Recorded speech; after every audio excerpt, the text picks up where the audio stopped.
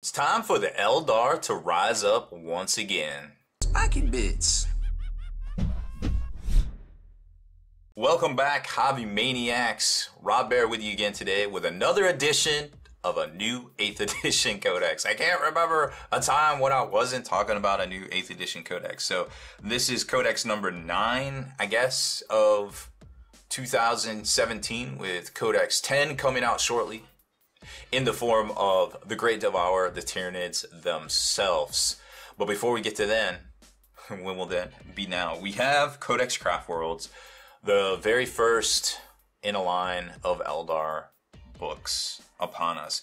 And of course, the Craftworld data cards right here accompanying them, along with 30 stratagems, 36 tactical objectives, and 13, not 12, psychic powers inside of them. We'll talk about that later. $15 set right there. And then, of course, the Eldar Codex itself is $40 US. Now, this bad boy right here, well, it's going to give you everything you need outside of the index to play with, of course. A beautiful book. I mean, I'm a fan of the Eldar. I talk smack about the Eldar just because they were accidentally good back in the day, and so many players played them that just kind of really drove a big wedge into the hobby, to be quite honest. I think we can all agree that that was the case. However, it looks like, just through cursory look of the previews and also kind of breaking down a lot of stuff over the weekend from all of the other codex previews that we saw out there from individuals that got the book, it seems that these are not just a point and shoot kind of book anymore. Now, this is normally our first look where we say, hey, this is all the stuff you get inside the book, here's what we think, and then we go on and we do a tips and tactics video. We're not going to do tips and tactics videos anymore, because by the time we spend the 8 hours to 10 hours going through, taking all our notes, talking about things, it's already 2 weeks later. So I feel like we're better suited just to crank out our hobby videos every week like we normally do and get some really great content out there for some of these channels that, you know, just don't do that. And that's kind of our strengths. But I can tell you right now, all of the things that I've noticed about this book, reading over the weekend through all the previews, some of the points changes, just some of my general thoughts on how people are going to field this book here and where it's going to kind of shake up in the meta. Now, there's 46 data sheets in here, coming in hot. You've got 6 unique warlord traits, 5 of the Craftworld specific warlord traits. Remember, there's always Craftworld specific stuff. 26 stratagems, with 5 of them Craftworld specific. You've got, and remember, there's always the 3 normal stratagems as well. Rune disciplines, the runes of battle and the runes of fate. Of course, one is for the warlocks, one is for the farseers for the most part. All looking great. 6 unique tactical objectives, which also come in card form in this one right here. Also in the back of the book, which we generally don't really show, but there they are right there, just in case you wanted to check them out. Boom, goes the dynamite right there. Those are always fun to play with. Did I forget anything? I don't know. This is a pretty thick book. It's roughly over 100 pages, not quite Space Marine big, but still pretty big in its own right. Here's the contents. Of course, you've got the fluffy section, your bestiary section right here, your colors section, which is going to give you all of the dope looking stuff when it comes to, you know, getting those hobby juices going and wanting to paint stuff up and your stuff to look like their stuff. This is what it's all about right here, in my opinion. Then it gets into the war host section, where you get the data sheets and everything like that, the war gear list that you need. Also, you're going to see, this is obviously where your 46 data sheets are. In the back, you're going to have all your attributes, your stratagems, your warlord traits, your disciplines of glory, or your disciplines, and your war gear that of course comes for free. Now, they do have the stratagem where you always get one if you have a character. You can get 1 more for 1 command point, 2 more if you spend the 3 command points. But we all know how command points go. Sometimes it's not worth blowing them in a competitive format on war gear right there. Points, values, and tactical objectives. Now, of course, we've seen in the past where I do like to write in my book. I haven't yet, because I haven't done all the points breakdowns, which I'm going to do privately for myself, and, you know, just kind of educating myself there. I usually generate 3 to 4 pages of notes, treat it like a college class. I mean, that's what these things are right here. Some dope new illustrations. Got Magnus squaring off against the Avatar with Eldrad right there in the foreground. Of course, he got his release as a separate set, and a couple of Wraith Knights just kind of striding along, doing their thing right there. whole bunch of new fluff, new information. I was just barely scratched the surface reading through it. You know, you got Eldar declaring the end times, you know, all sorts of different stuff. And in the back of the book, they're talking about reanimating different dead worlds and things. The Eldrad comes back to Ulthwé, where he was banished. You know, the Biltan put him on trial and stuff, and that all turned out poorly for that craft world, I suppose.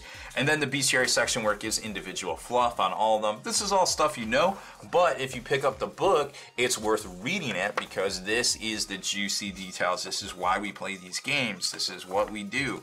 And then, of course, the painted miniature section here in the back. Personally, if you can afford it, get the Forge World Avatar. That model is so clutch. This thing is like freaking almost 30, it is 30 years old. Yeah, it sure is 30 years old. This model, while it was cool in its day, and it still is awesome if you can get your hands on it, I feel like you do yourself a disservice fielding that when you can get the beautiful one from Forge World. And there's Eldrad towering over his comrades right there. And then, of course, they just came out with some new made-to-order stuff, too. Rangers of Aliatok. Wow, Rangers are looking so good in this edition. Holy cow. I can't wait to talk about those. D-cannons as well, looking fresh. Actually, I think are those D-cannons, Reviver cannons? I always forget. Lots of cool looking stuff in here, and then we get back to the section here where it's going to go over the key abilities, and then of course the war gear list here. I did not see if there was a war gear section like there was in the card book. Let's take a look real quick. If there is an other war gear section. So we got Crystal Targeting Matrix, Spirit Stone, Star Engines, and Vectored Engines. Vectored Engines are good because subtracting 1 to all hit rolls. You can combo that really good with Aliatok. Remember, anything that's Aliatok, I believe, based on the Craftworld attributes. Let's double check it here. This is just going off memory. Your opponent must subtract 1 from any hit rolls that target a unit with this attribute at a range more than 12 inches. So yeah, pertains to vehicles. So if you have a chance to take the Vectored Engines, and let's see how many points those are real quick since we're here.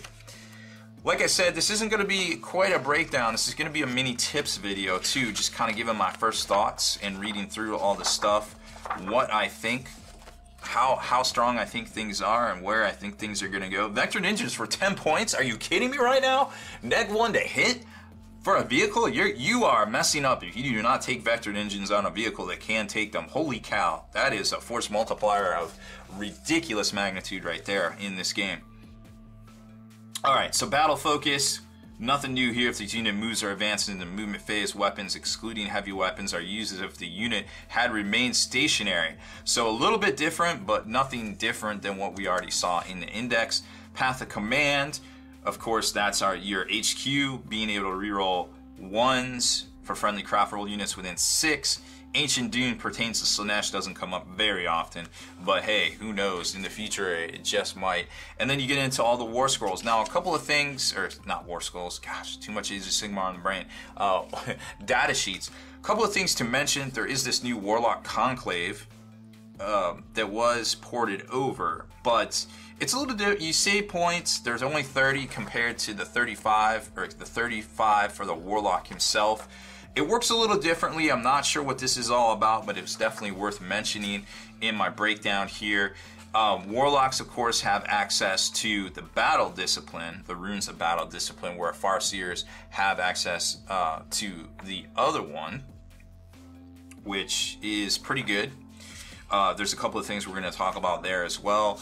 Avatar of Cain, so good. So good. The ability to just dish out not having to take morale checks and rerolling failed charge wounds, and the fact that you can hide him because he's only 8 wounds, that he cannot be targeted. I think if you have access to an avatar, he is worth taking, and here's why. The fact that you can take Guardians, even though they are a little pricey in this edition, I believe they're 8 points instead of 3. They're not conscripts. We saw what happened with conscripts. Now you can take Guardians. You can take blocks of 20 Guardians. You can have them. There's a couple different ways to do it. There's a couple ways you can just auto pass morale based on casting psychic power on your Farseer and just kind of waiting in the battle, where everybody around him is a 6-up. That is the Will of Asuran. And that pertains to all Asuryani units within 6.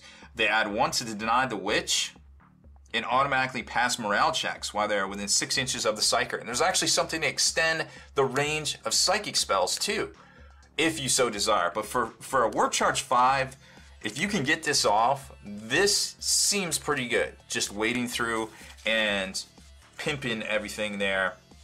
When it comes to morale, we know you want a bubble wrap. It's just a tendency of 40k. You want a bubble wrap. Guardians are 8 points each.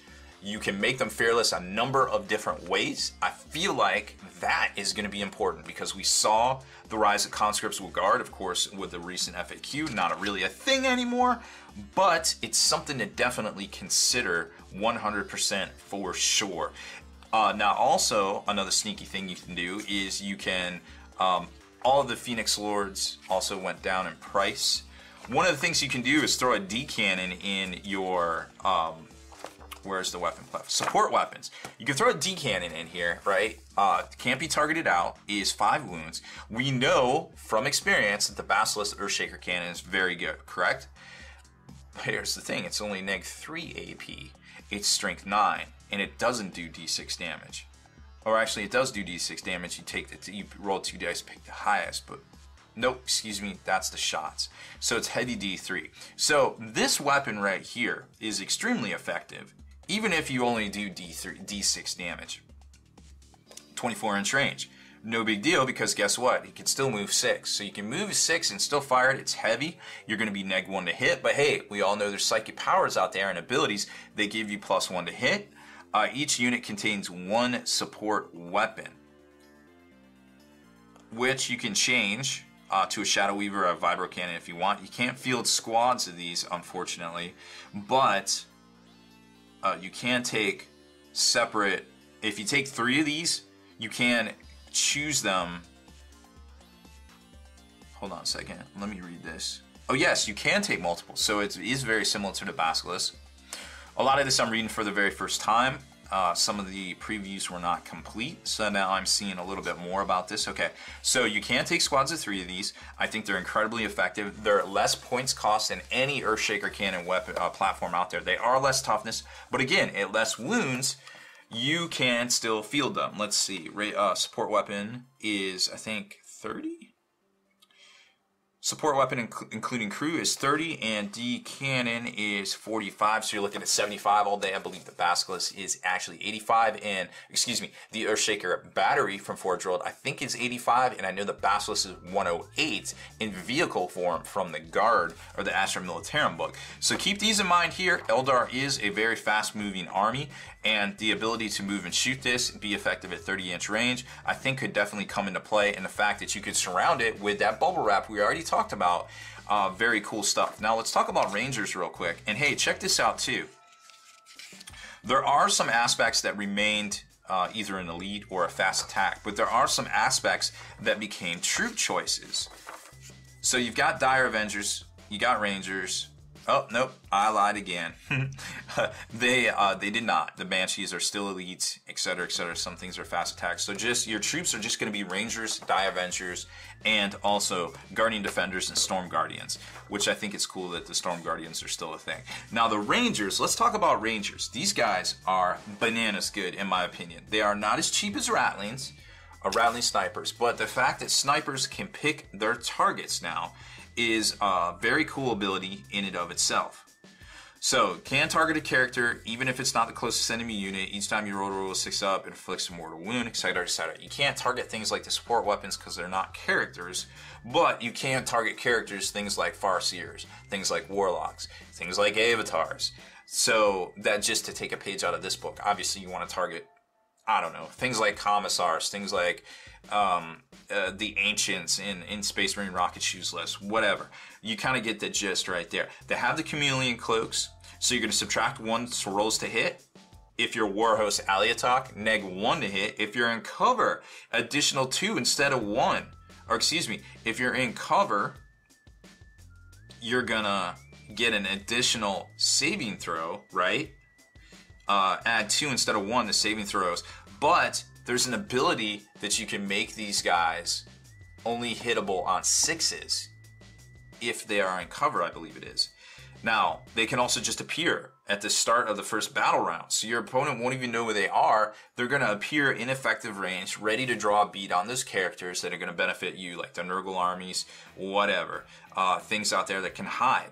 These guys are hitting on 3s with their heavy weapons, so they can't move and shoot, but they're going to hit on 4s unless you cast his power on them, etc., etc. So I feel like Rangers are going to be hugely beneficial in this edition here. Now let me see. I'm pretty sure I grabbed something here that was... Oh, there is an ability. I don't remember right off the top of my head. Here it is. Stratagem Pathfinders.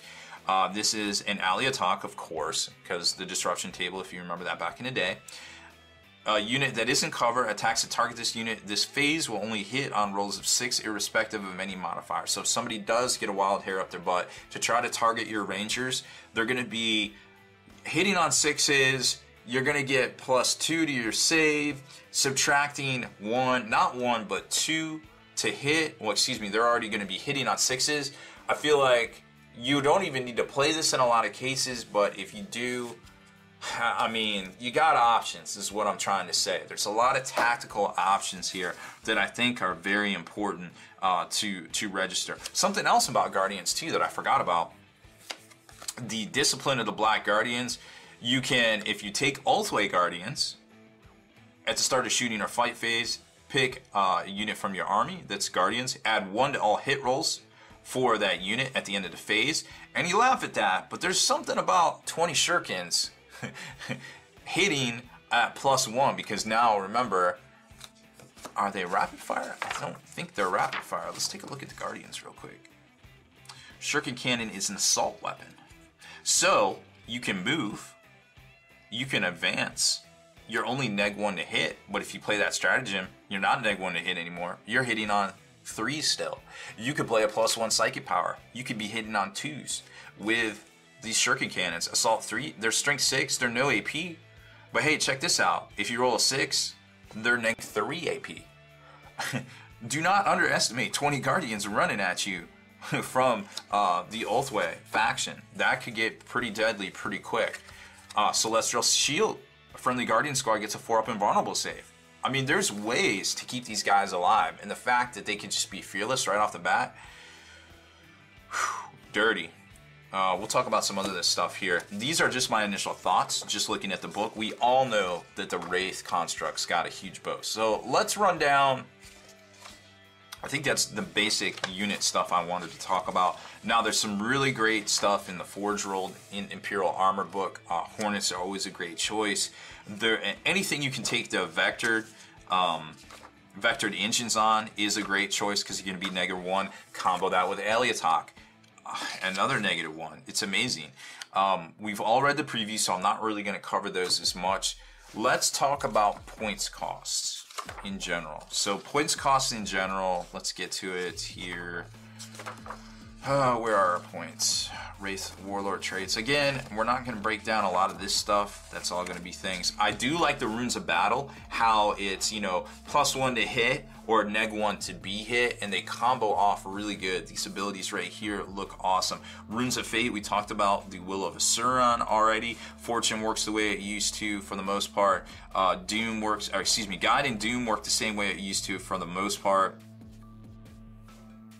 You can ignore stuff on a Fortune. There's specific restrictions to that. There was something that lets you move. I forget what it is, but there is a psychic power that allows you to get, or maybe it's a stratagem that allows you to get an additional movement phase. I'm pretty sure it was. I'm pretty sure it was one of these. Where is it? D3 Mortal Wounds. Executioner is good. Mind War is good. Reroll failed wounds. Oh, maybe I am mistaken. I was pretty sure there was a way that you got an extra movement phase, which is pretty much the same as the Chaos ability. Maybe it's a stratagem. It may perhaps be a stratagem. +1 to wound. Oh, here it is. Quicken and Restraint. Choose a friendly Asuryani infantry or infantry biker. So again, more play with the Guardians doing crazy stuff. You can't use it for Wraith constructs. You know, it's not like you can cast down Mortarion like the Chaos can if you take normal Chaos and not a Death Guard sorcerer. But that is something to not be underestimated whatsoever. Guardians rolling up on your grill is not going to be a good thing by any means whatsoever, especially if they're accompanied by Psychers and or an Avatar. Now, let's talk about points. Dire Avengers down by 2 points. Now they're 8 points. We talked about that. Or excuse me, we talked about Guardians. Guardians are 8 points. So, and you can field them in squads of 20. Dire Avengers being the same is just as good. Banshees are 9 points now. Striking Scorpions at 13 points now. Warp Spiders got some additional abilities. They can deep strike in and stuff. They're 10 points now. They've gone down in price. Crimson Hunters, the normal one is 120. The Exarch is 135 now. Falcon's down 49 points. It's 135 now. Excuse me, 125 now. Farseer on Jetbike is now 130, down a significant 24 points. Night Spinner's down 20 points, down to 135. Spirit Seer is down to 44 points. The Vol's Wrath support batteries, we already talked about those. That's the support weapons. 30 points here. Warwalkers are down to 50 points. Vipers are down to 50 points. Named characters that got a reduction: Eldrad, Baharoth, Conrandris, Magan Ra, all went down a significant number of points. Range weapons went down as well. The D cannon, which we talked about, went down to 45 points from 50, I believe it was. Singing Spears, Star Cannons, Twin Link Scatter Lasers went down to 17 points. Shuriken Cannons down to 17 points. Twin Star Cannon down to 28 points, kind of minimal. Ghost Axe is down. Force Shields are down as well. The Ghost Glaive went down 35 points to 30 points. That's a ginormous sword on the Wraith Knight. That thing is awesome. So good in combat. It is a deleter of units. If you get that on somebody, they are not going to have a good day. And you can split your attacks, of course. So good. So good. Ghost Helm. Let's see. Ghost Helm, if the Baer inflicts damage, you can add +3 to your saving throw. We saw that universally adapted across. Where is. Let's see. Where's the abilities page? Go to the abilities page here. Well, just melee weapons. Banshee match cannot be fired. Overwatch at the D-Scythe. Now roll once for each Wraith Guard firing a D-Scythe, so that could be pretty good. Warp Jump Generator, like I said. Additional, hey, you can use the Warp Jump Generator to enter from, at the end of your movement phase, you can use the Warp Jump Generator to enter the field more than 9 inches from enemy models. Warwalker has a Scout Vehicle ability. Can set it up on the flanks. You can no longer scout 12 inches though. Wraith Lords are toughness 8, now have 4 attacks instead of 3. The Vol's Cannon support, or Vol's Wrath support battery that we already talked about, has 5 wounds instead of 4. The Vibro Cannon went up points, is now heavy D3, but does a flat 2 damage. Vibro Cannon has been tweaked. If it does damage to an enemy unit, it cannot advance in its movement phase unless it has fly keyword. Shadow Weaver also went up 4 points to 25, but again, the D cannon went down. Fire Prism has the Pulse Laser Discharge. Fire Prism's a really interesting weapon in itself. Where's that at?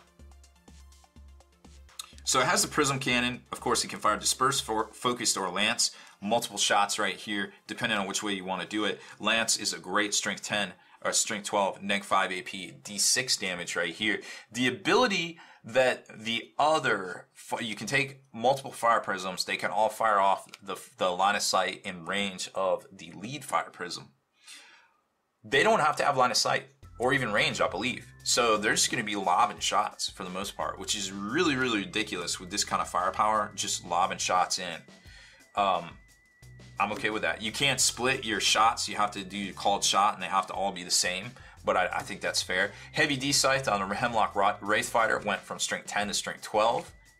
Kind of worth mentioning. But the Heavy Wraith Cannon from Strength 10 to Strength 16, what? On the Wraith Knight is also worth mentioning for sure right there. actually, heavy, oh, that's Wraith Cannon. I was about to say, that is wrong. But heavy Wraith Cannon right here, strength 6. That's a deleter of men as well. Strength 16, neg 4, d6 damage, assault 2. Probably gonna kill whatever it's shooting at as long as it doesn't have multiple wounds. I mean, it's gonna kill men for sure. All day, every day right there. So that's the big changes that haven't really been, I suppose, laid out from Games Workshop, and some of the stuff, some of our thoughts initially. A couple other stratagems I want to touch base on as well. Let's see. Some of the stuff I noticed from here. Phantasm Stratagem, I think, is definitely worth talking about. You can pick up 3 units from your army that are on the battlefield and immediately remove these units from the battlefield and set them up as described in the deployment section of the mission you're playing. So if you redeploy a transport, the units embarked on it remains so when it's set up again. It's 2 command points, but you can do this up to 3 units. So they have to be on the battlefield, and you basically get to teleport them to the deployment section of the mission you're playing. So that could help out for a lot of things right there. It isn't a gotcha bitch kind of thing, but it is a, hey, maybe I got you on the mission. Runes of Witnessing. This one is definitely a cool one. Use this stratagem at the start of any phase. Select a Farseer. Till the end of phase, reroll all runes of 1 for friendly Craftworld units within 6 of the Farseer. So it's blanket for the whole Craftworld Association. That can definitely help out your Guardian blobs, your Ranger blobs, whatever you want. Your freaking Wraith Knights, I guess. Feigned Retreat. Stratagem. This is a stratagem, 2 command points. If a Suriani unit from your army falls back, that unit can still shoot and charge this turn. I think we can all agree how good that is with no modifiers. We talked about the Will of Assyrion. That's that make you fearless psychic power range within 6 of the Farseer. Val's Might. If a support weapon from your army is within 6 of another support weapon, you can reroll wounds rolls of 1 made for both support weapons for the rest of that phase. 1 command point pairs very well with those D cannons we talked about. Fire and Fade. This is kind of the traditional battle focus that we used to think of. You can assign this, play this on a Suriani unit. In the shooting phase, if you do, the unit can immediately move 7. As if it were the movement phase, it cannot advance as part of this move. However, it cannot charge in the turn it does so. What you can do with this is, after you shoot, you can either run ahead, duck behind cover, or fall back and duck behind cover if you want. That's the Fire and Fade kind of thing. Pathfinders, we talked about that, additional bonus for them. And the Discipline of Black Guardians, 1 command point, we talked about that as well. Celestial Shield, we also talked about that. Guardians having a 4-up invulnerable seems pretty good. And that also gives you a little preview of the cards here themselves. They have a great iconography on the back here, some really cool looking things so you can tell them apart from all the others. So there's a psychic power, there's a stratagem, and then of course your tactical objectives are going to come in here as well, and those are going to be that really dope striking scorpion kind of character looking thing right there.